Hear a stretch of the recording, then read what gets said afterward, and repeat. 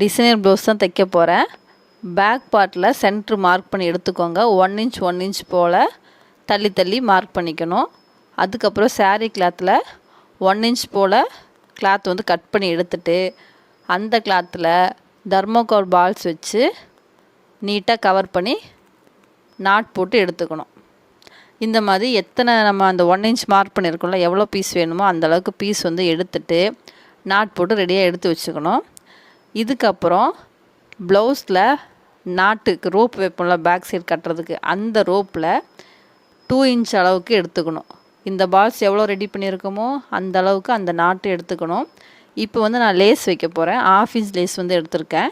நெக்கோட லைனில் கரெக்டாக வச்சு தைச்சி எடுத்துக்கிறேன். ஒரு பகுதி தைச்சிருக்கேன். அந்த ரோப்பையும் வச்சு தைச்சிடணும். பேக் சைடு நாட்டு வரதில் அந்த ரோப்பையும் தைச்சி எடுத்துக்கணும். இப்போது லேஸோட இன்னொரு பகுதி தைக்கும்போது இந்த பால்ஸையும் இந்த 2 இன்ச் ரோப்பையும் கட்டிட்டு பூ கட்டுற மாதிரி நாட் போட்டு எடுத்துக்கணும். அதை அந்த 1 இன்ச் 1 இன்ச் மார்க் பண்ணியிருக்கோம்ல அந்த லைனில் கரெக்டாக அரேஞ்ச் பண்ணி தைக்கணும்.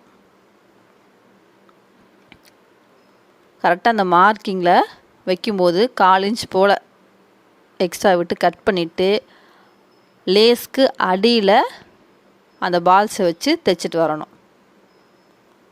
இதுக்கப்புறம் நெக்லைன்லேருந்து 1 இன்ச் வந்து மார்க் பண்ணி அந்த இடத்துல 1.5க்கு 1.5 போல் துணியை கட் பண்ணி எடுத்து சமோசா பீஸ் மாதிரி ரெடி பண்ணிவிட்டு அதையும் அங்கே லைனாக வச்சு தைச்சிட்டு வரேன். அந்த முக்கோண பகுதி லேஸில் படுற மாதிரி வச்சு தைச்சிட்டு வந்தால் கரெக்டாக இருக்கும்.